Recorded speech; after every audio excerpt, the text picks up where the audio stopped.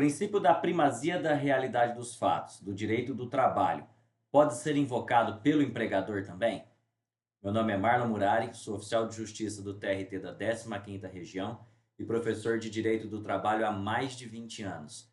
Não saia daí que eu já volto com mais essa dica.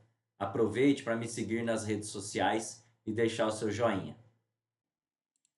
No direito do trabalho, é sabido que existem princípios específicos, tais como da proteção ao hipossuficiente, continuidade da relação de emprego, irrenunciabilidade de direitos e primazia da realidade dos fatos, entre outros.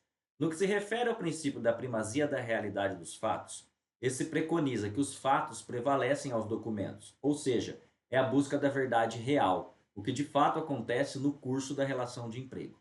Alguns reflexos deste princípio podem ser vistos nas súmulas 338 e 386 do TST, e também no fenômeno da pejotização fraudulenta. No entanto, uma questão suscita polêmica. Esse princípio da realidade dos fatos pode ser invocado pelo empregador ou apenas pelo empregado? A resposta a essa dúvida surgiu num processo recém-julgado pelo TST, que eu vou deixar a legenda dele, a identificação dele aqui na descrição. E ele trata especificamente sobre o uso da geolocalização do trabalhador como meio de prova. Em parte desse acórdão, o relator dispõe que, abre aspas, esse princípio constitui uma via de mão dupla, que pode ser utilizado tanto pelo empregado quanto pelo empregador, se esse entender ser possível suplantar de maneira mais fidedigna as demais provas. Continua ainda o relator, dessa vez agora citando Américo Plá Rodrigues, dizendo que alguns princípios do direito do trabalho derivam da ideia de proteção, e eles são irrenunciabilidade, continuidade e não discriminação.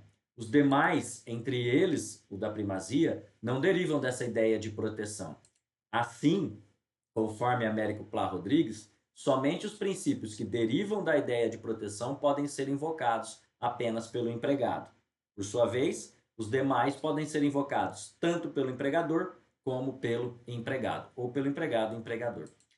É importante saber, nesse caso, essa diferenciação que foi feita por Américo Plá Rodrigues. Então, pessoal, segundo esse acórdão, o princípio da primazia da realidade dos fatos pode ser invocado tanto pelo empregado como pelo empregador.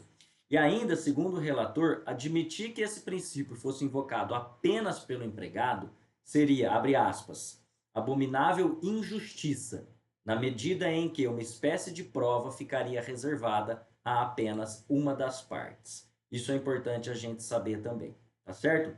Já que o trabalhador poderia invocar, segundo sua vontade, a geolocalização, renunciando assim à sua intimidade e privacidade e consentindo com o tratamento de dados pessoais.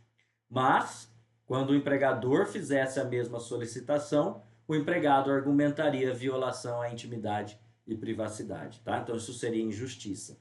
De ressaltar, por fim, que o princípio da primazia não se aplica em matéria de provas no processo do trabalho, pois aí prevalecem as regras de distribuição do ônus da prova previstas na legislação. Gostaram do conteúdo? Deixe seu like e divulgue. Bons estudos!